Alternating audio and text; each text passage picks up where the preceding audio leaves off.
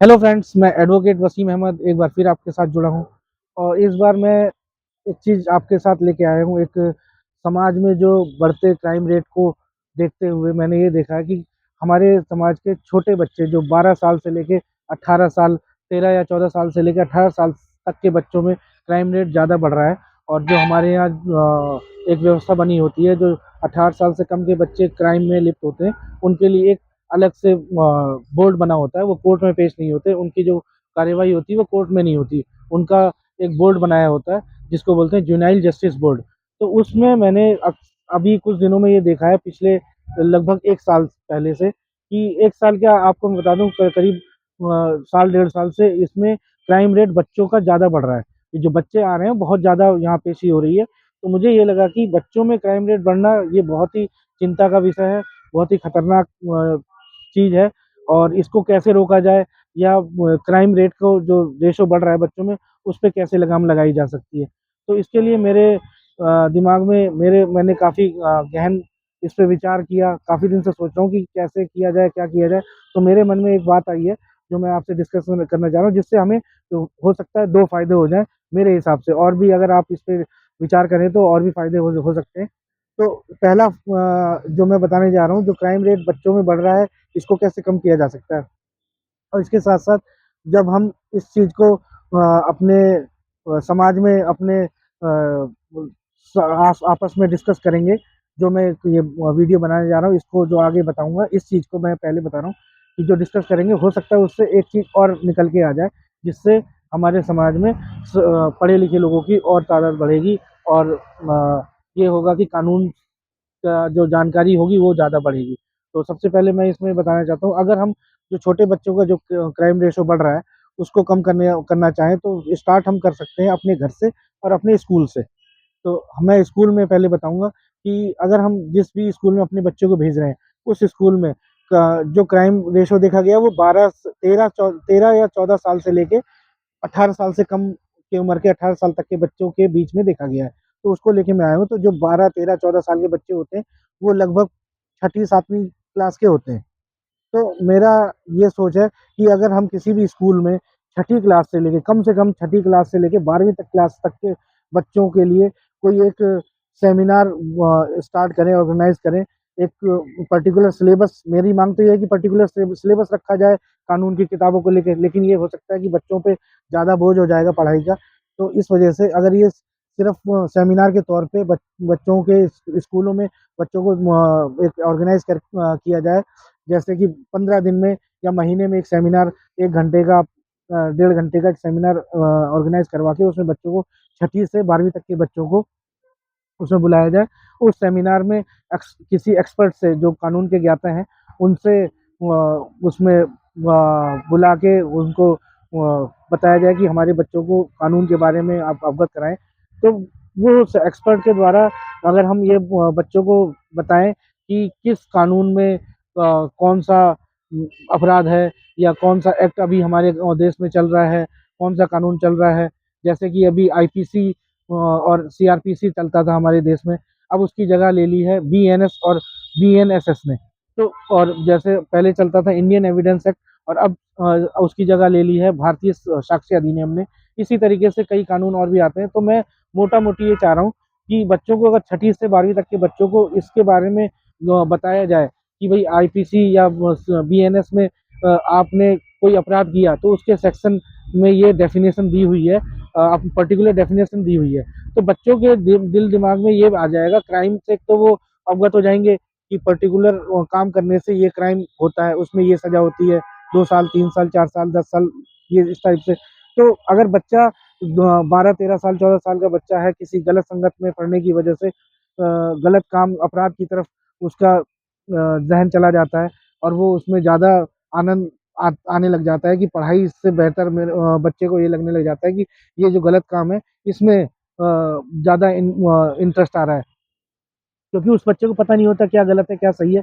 वो बस एक एन्जॉयमेंट के पर्पज़ से पढ़ाई को छोड़ के गलत रास्ते पे चला जाता है, जो कि गलत संगत के कारण होता है।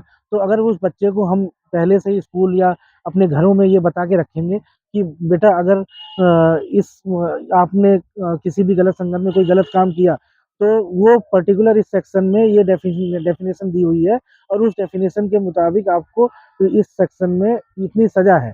तो वो जब वो गलत काम करने की तरफ जाएगा किसी भी गलत संगत के साथ, तो उसको उस गलत काम करने से जो अपराध होने वाला है जिससे वो वाकिफ़ नहीं है कि ये एक अपराध है। तो वो अपराध करने से पहले उसे समझ में आएगा कि यार ये मेरे को सेमिनार में स्कूल में बताया था या मेरे पेरेंट्स ने बताया था घर पे कि इस काम के होने के बाद मेरे ऊपर क्या सेक्शन लगेगा, उसमें क्या सज़ा होगी, कितना उसमें इम्प्रिज़नमेंट है, ये सारी चीज़ें उस बच्चे के दिमाग में रहेगी। एक तो ये हो गया कि भई एक क्राइम रेशो घटेगा इससे, एक ये हो गया। क्योंकि बच्चा छठी से 12वीं तक के बच्चे जो होते हैं कच्चे घड़े की तरह होते हैं, कच्ची मिट्टी होते हैं, जिसको हम किसी भी शेप में ढाल सकते हैं। तो अगर हम उसे उसी इनिशियल स्टेज से ही उन बच्चों को ये डालेंगे कि क्राइम ये कानून में ये इतनी सज़ा है, इस कानून में इतनी सज़ा है इस अपराध की, तो वो उस अपराध को करने से पहले उसके दिमाग में आएगा। तो इसकी वजह से जो क्राइम होगा वो कम होगा क्योंकि जब क्रिमिनल जो बनता है वो किसी के कोई भी अपनी माँ के पेट से पैदा नहीं होता है क्रिमिनल, वो धीरे-धीरे गलत संगत में पड़ने की वजह से हो जाता है और जब वो समझदार होगा, जब अगर हम उसे छठी से 12वीं तक के बच्चों को ऐसी शिक्षा देंगे, ऐसे सेमिनार ऑर्गेनाइज़ कराएँगे, तो उसे पता रहेगा। इस वजह से जो आगे बड़े होके सही रास्ते से हट के क्राइम के रास्ते पे आ जाते हैं, उनको पहले से ही ये चीज़ें पता रहेंगी, तो इसमें काफ़ी हद तक सुधार आने की गुंजाइश है। जो क्राइम रेशो है बच्चों में वो घटेगा और वो एट लार्ज लेवल पे भी घटेगा। और सेकंड वन ये है जब हम देखते हैं आजकल मैं ये देख रहा हूँ क्योंकि मैं भी एक मिडिल क्लास फैमिली से बिलॉन्ग करता हूँ और मैं जब एडवोकेट बना था तो मेरे को भी ये मु मैं थोड़ा-सा क्यूरियोसिटी थी मेरे अंदर कि मेरे को वकील बनना है, लेकिन मुझे ये नहीं पता था कि उसकी कोई गाइडेंस नहीं मिली। क्योंकि घर में सिर्फ़ हमारे घर में इंजीनियर्स थे या दूसरी पढ़ाई से बिलॉन्ग करते थे जो बैकग्राउंड था।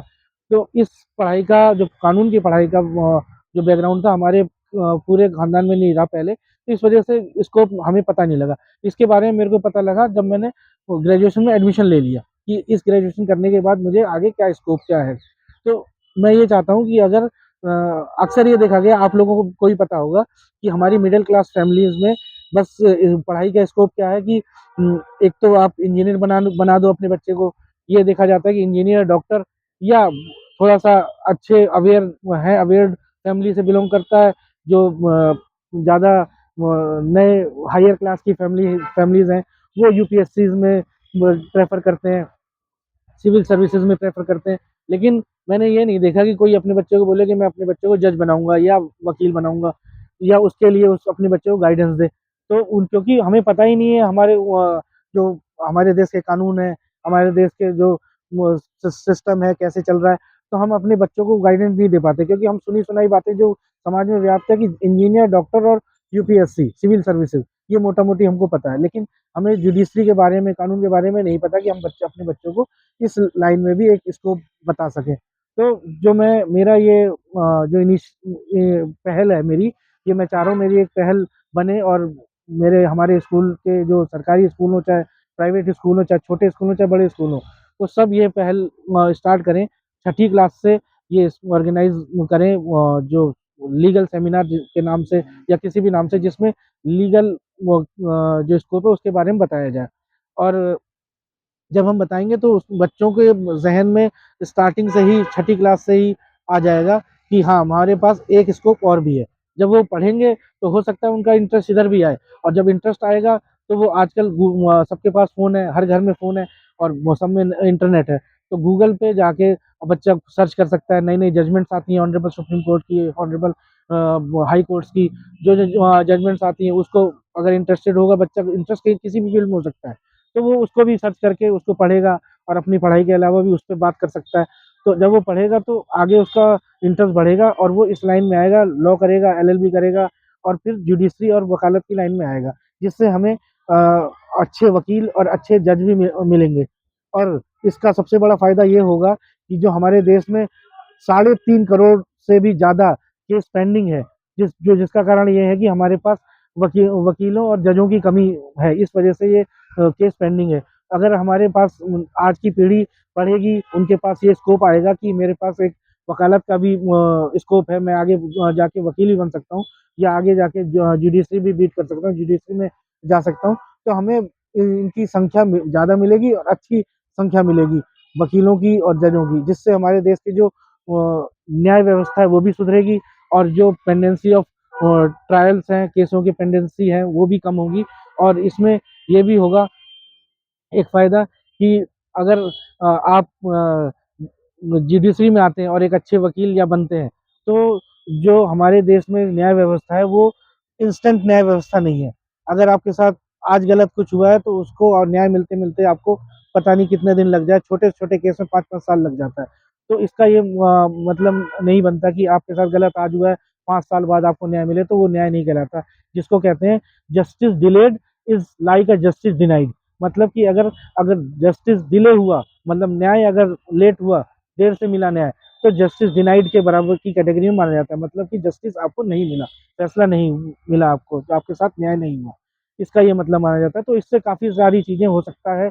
मेरी ये पहल जो मैं सोशल मीडिया के माध्यम से, अपने इस चैनल के माध्यम से आप लोगों तक पहुँचाना चाहता हूँ और इसको आगे बढ़ाने के लिए मैं और भी काम करता रहूँगा, ताकि हमारे देश में जुडिशरी में भी और लोग अच्छे पढ़ लिख के बच्चे आएँ और वकालत के पेशे में भी आएँ और जिससे देश का फ़ायदा हो, न्याय मिले। हमारी आम जनता जो बिना किसी कारण के जेलों में बंद है, गलत प्रोसीडिंग की वजह से, गलत प्रोसीडिंग मीन्स की जो प्रोसीडिंग जल्दी होनी चाहिए वो लेट हो रही है। आजकल ये भी देखा गया फास्ट ट्रैक कोर्ट बनाई गई है जिसमें 8 से 9 महीने के अंदर केस डिसाइड हो जाना चाहिए, लेकिन वहाँ भी 3-3 साल लग जाता है। तो इसका क्या मतलब यही है कि ऐसा नहीं है कि कोई काम डिले कर रहा है। बस ये है कि बर्डन ऑफ वर्क ज़्यादा है, जुडिशरी में जजेस कम है, हमारे वकील कम है, इस वजह से ये चीज़ें देर देर से हो रही हैं। तो इसमें जो ये मैं पहल स्टार्ट कर रहा हूँ, ये मैं आगे भी स्टार्ट करूँगा और मैं अपने स्कूल के प्रिंसिपल से और जो स्कूल के टीचर्स हैं उनसे विनती करता हूँ और अपने पेरेंट्स जो हमारे समाज में हैं, अपने बच्चों को उनसे विनती करता हूँ, अपने बच्चों को और स्कूलों में ये शिक्षा देते रहें कि भई एक स्कोप हमारे पास जुडिशरी का भी है और वकालत के पेशे में जाने का भी है। Thank you.